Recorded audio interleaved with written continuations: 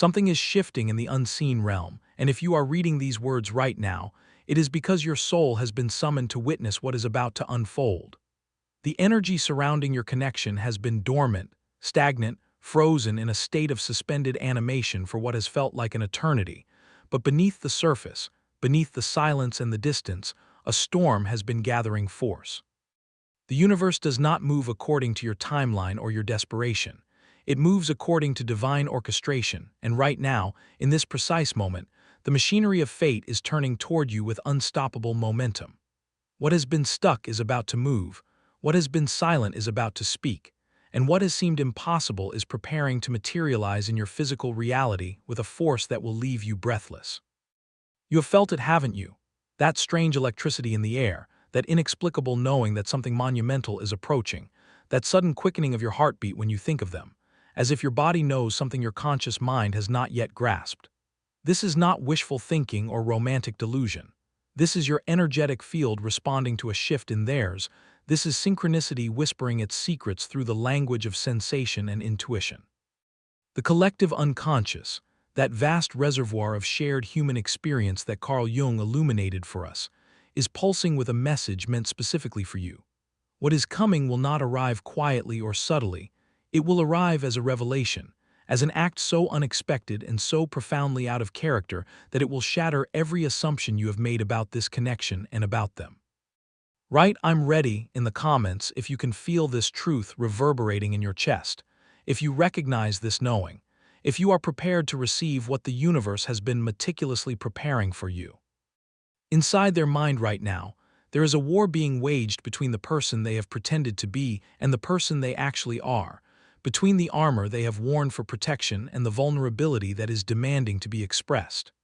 They have reached their limit, that critical threshold where maintaining the facade becomes more painful than the terror of exposure, where pride finally begins to lose its death grip on their heart.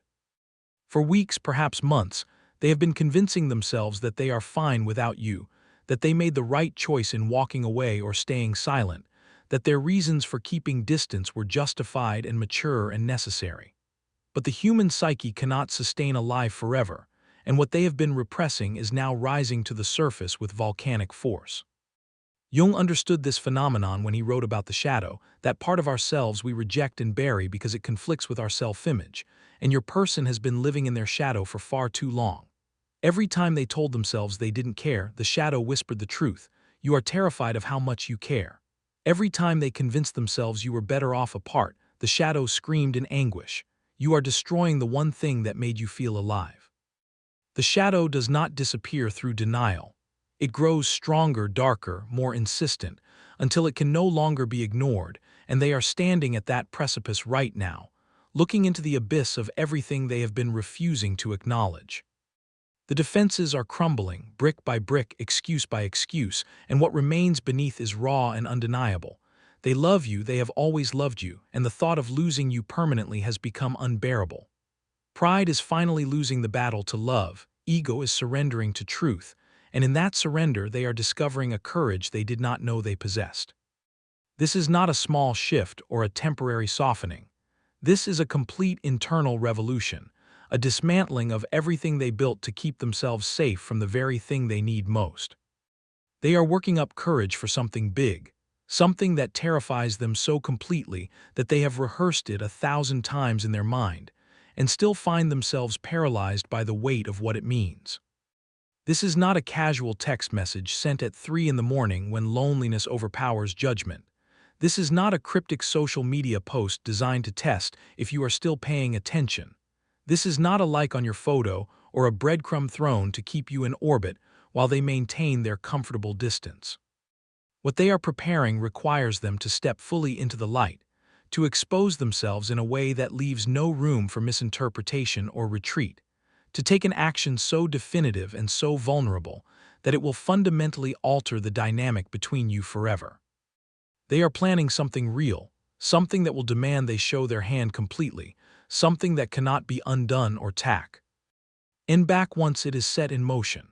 It might manifest as words they have never allowed themselves to speak aloud, a confession that lays bare the truth they have been guarding like a national secret, an admission of need and longing that contradicts everything they have projected to the world. It might take the form of a physical gesture, showing up in your space when you least expect it, crossing whatever distance or boundary has kept you separated, refusing to hide behind screens and intermediaries any longer. It might arrive as a letter, pages and pages of everything they could never say face to face, ink-stained evidence of feelings they can no longer contain. Whatever shape it takes, it will require them to be completely vulnerable, to risk the very rejection they have been so desperately trying to avoid, to surrender control and admit that they do not have all the answers, that they made mistakes, that they need you in ways that terrify them. This is the moment Jung described when he said, "The meeting of two personalities is like the contact of two chemical substances. If there is any reaction, both are transformed." They are preparing for that transformation, for the alchemy that occurs when truth finally meets courage, when the mask falls away and what remains is simply a human being reaching for connection with trembling hands. They know what this will cost them, and they are gathering the strength to pay it anyway. Timing is never random in the realm of soul connections, and the catalyst for this shift has been building through a series of realizations and events that finally broke through their resistance. They saw something recently that made the future without you become unbearably real, a glimpse of what their life looks like if they continue down this path of avoidance and self-protection, and the vision shook them to their core. Perhaps they saw you moving forward, genuinely moving forward, not in the performative way people do to make an ex jealous, but in the authentic way that signals actual healing and release, and the sight of it triggered a primal fear they could not ignore. The possibility that you might actually be okay without them, that you might build a beautiful life that does not include them, that they might become a footnote in your story rather than a central character. This terrified them in ways nothing else could. Or perhaps they hit their own rock bottom, that dark night of the soul where all their distractions and defenses failed them simultaneously, where they sat alone with the consequences of their choices and found them wanting. Maybe they tried to convince themselves that someone else could fill the space you occupy, only to discover that connection is not interchangeable, that what you shared was not generic or replaceable, that they were seeking you in every face and finding only pale imitations. The catalyst might have been a dream so vivid it felt like a visitation, or a synchronicity so undeniable it demanded interpretation, or simply the accumulation of hundreds of small moments where your absence screamed louder than any presence they tried to substitute. Whatever the trigger, it shattered their illusion of control and forced them to confront the truth they have been running from. Life without you is survivable, but it is not the life they actually want to live. This realization did not arrive gently. It crashed into them with the force of divine intervention, and now they cannot unknow it, cannot unfeel it, cannot return to the comfortable numbness they once inhabited. The moment of reckoning has arrived, and they are choosing action over regret. Jung taught us that we cannot meet love with an unhealed heart, that we cannot offer authentic connection while still running from our own darkness, and your person has been doing the brutal internal work that must precede any genuine reunion. They had to face their demons before they could face you, had to integrate the shadow aspects of themselves that caused the separation in the first place, had to acknowledge the fear and shame and unworthiness that made them push away the very thing they desired most. This process is not quick or comfortable. It is the slow, agonizing dismantling of defense mechanisms that once felt like survival strategies, the excavation of wounds that have been festering beneath layers of denial and rationalization. They have been confronting the projection they placed upon you, recognizing that many of the qualities they rejected in you were actually reflections of what they could not accept in themselves, that the mirror you held up showed them truths they were not ready to see. The collective unconscious has been working through them, bringing to the surface patterns inherited from generations of unhealed trauma, familial blueprints for love that were written in fear rather than trust, and they have been doing the sacred work of rewriting those scripts at the deepest level. This transformation has required them to sit with profound discomfort, to question every assumption they made about relationships and vulnerability, and what it means to truly let someone in. They have been learning that strength is not the same as emotional unavailability, that independence does not require isolation, that opening their heart is not weakness but the greatest courage they will ever demonstrate. Subscribe to witness this journey unfold, to receive the guidance you need as this connection transforms before your eyes. They are not the same person who walked away or went silent. They have been alchemized by their own reckoning, tempered by the fire of self-examination, and what is emerging is someone finally capable of meeting you where you deserve to be met. The shadow work had to happen first because anything less would have been another false start, another cycle of the same patterns dressed in different costumes, and the universe will not permit that anymore. The manifestation of their courage will arrive cloaked in vulnerability, wearing the face of everything they have been too afraid to show you, and though the specific form remains fluid in the realm of possibility, the energy behind it will be unmistakable. It might be a letter that arrives when you are least expecting it, pages filled with words that have been burning in their chest for months, sentences structured around honesty so raw it feels almost dangerous to read, an epistolary confession that holds nothing back because holding back is no longer an option they can tolerate. It might be a phone call that comes at an unusual hour, their voice shaking with the tremor of someone standing at the edge of a cliff speaking truths they have rehearsed and abandoned 100 times before finally finding the strength to let them exist in the air between you. It might take the shape of them showing up in person, crossing whatever physical distance has kept you apart, appearing in your world not with casual convenience but with clear intention, their presence itself a statement that cannot be misread or minimized. The action might manifest as words they have never allowed themselves to speak aloud, a direct acknowledgement of feelings they have masked behind ambiguity and self-protection, phrases like, "I was wrong," and "I need you," and "I am terrified but I am here anyway," spoken with the clarity that only comes after extensive internal warfare. It might arrive as an apology that does not make excuses or deflect blame, that takes full ownership of the pain they caused and the opportunities they squandered, that demonstrates they have actually understood the impact of their absence rather than simply wanting absolution. It might come as a confession of how many times they almost reached out and stopped themselves, how many nights they spent composing messages they never sent, how many moments they have been haunted by the ghost of what you were building together before they dismantled it with their fear. Whatever form the action takes, it will carry the weight of significance, the unmistakable signature of someone who has crossed their own internal Rubicon and cannot return to who they were before. This is not a breadcrumb tossed carelessly in your direction to see if you will scramble for sustenance. This is the whole loaf, warm and substantial, placed before you with hands that shake from the terror of potential rejection. They are risking everything they have been protecting: their pride, their carefully constructed image of someone who does not need anyone, their position of power that comes from being the one who cares less or at least appears to care less. What they are preparing to do will cost them the safety of emotional distance, the comfort of ambiguity, the luxury of keeping their options open while keeping you uncertain, and they are choosing to pay that price because the alternative, losing you permanently, has become the greater fear. They know they might lose everything, that this vulnerability might be met with your rightful anger or your exhausted indifference, that you might have moved so far beyond waiting for them that their grand gesture arrives too late to matter, that the door they are preparing to knock on might be permanently closed. This knowledge sits in their stomach like lead-generating anxiety that keeps them awake through endless nights, but they are doing it anyway because the regret of never trying has eclipsed the fear of rejection. Jung wrote, "The privilege of a lifetime is to become who you truly are," and they are claiming that privilege now, stepping into authenticity even though it leaves them completely exposed.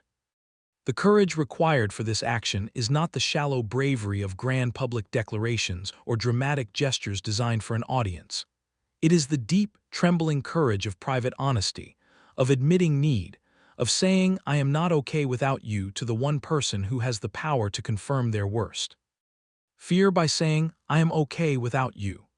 They are dismantling every defense mechanism they have relied upon, every strategy they have used to maintain control, every wall they built to prevent exactly this kind of vulnerability, and they are doing it without guarantee of reciprocation or safety.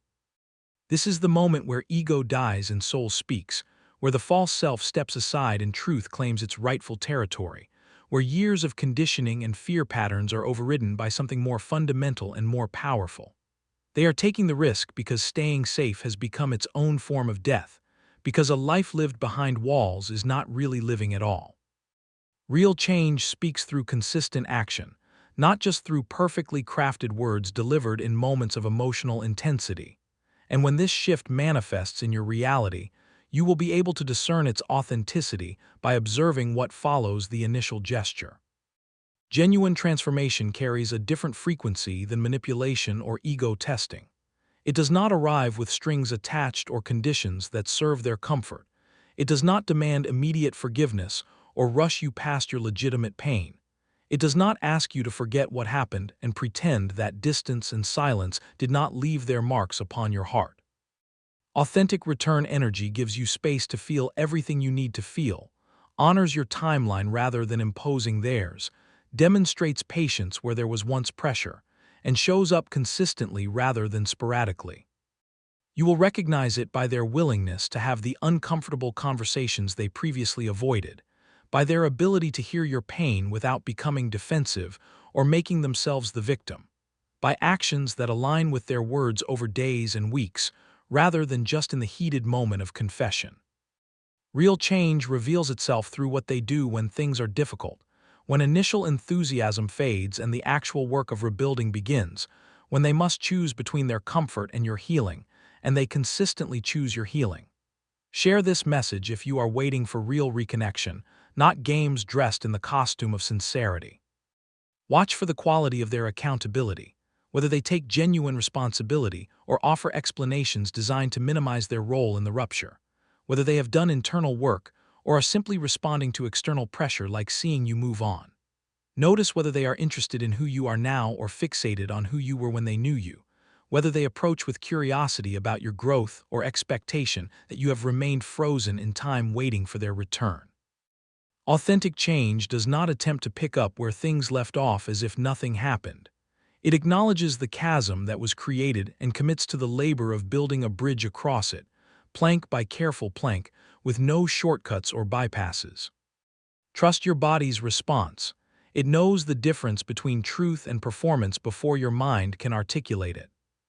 You are not obligated to accept what is being offered, not required to forgive simply because someone has finally found the courage to ask for forgiveness, not bound by any cosmic contract that says you must give them another chance simply because they have done internal work and shown up with vulnerability. Your healing, your boundaries, your peace, these are sacred, and you are the only authority on what serves your highest good in this moment. You are allowed to say not yet, to request more time to observe whether change is sustainable or simply a temporary performance designed to win you back before old patterns reassert themselves. You are allowed to say not ever, to recognize that some connections serve their purpose and then complete, that love alone is not sufficient foundation for partnership, that you have outgrown what you once shared and returning would be regression rather than evolution.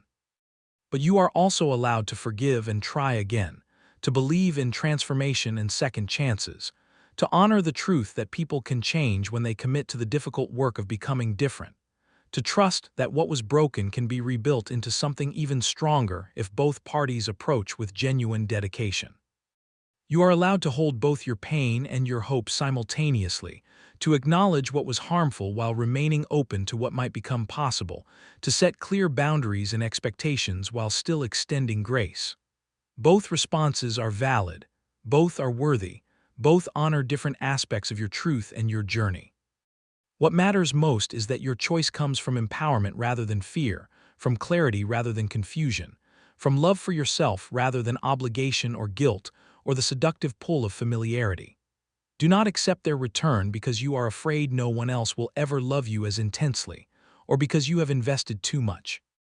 Time to walk away now, or because you have romanticized the suffering and convinced yourself that pain equals depth. Accept it only if your intuition confirms that this reconnection serves your evolution, only if their demonstrated change aligns with what you actually need, only if you can engage without abandoning yourself or your standards or the wisdom you gain through the separation. Your response will shape the next chapter of this story, and you hold that pen with sovereign authority. This is not years away, stretching into some distant future where hope becomes a burden too heavy to carry. This shift is close, approaching with the inevitability of dawn after the longest night, and the signs of its arrival are already beginning to whisper themselves into your awareness if you have the eyes to see them. Watch for the synchronicities that multiply with increasing frequency, numbers and symbols and songs that seem to follow you with purposeful repetition, unexpected reminders of them appearing in your path when you have finally stopped looking, dreams that feel less like subconscious processing and more like energetic communication across the space between you. When you notice these patterns intensifying, when the veil between thought and manifestation seems paper-thin, when your intuition begins speaking in certainties rather than maybes, know that the unseen preparation is reaching its completion and physical reality is preparing to catch up. The universe is arranging the final pieces, orchestrating circumstances and inner revelations, clearing obstacles and creating the conditions necessary for this reconnection to unfold.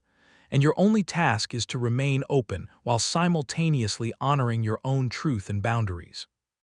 You do not need to force anything or manipulate outcomes or spend your energy trying to telepathically communicate your availability. What is meant to reach you will reach you, carried on the current of divine timing that has been guiding this entire journey even when it seemed like nothing was happening. The stillness was never emptiness.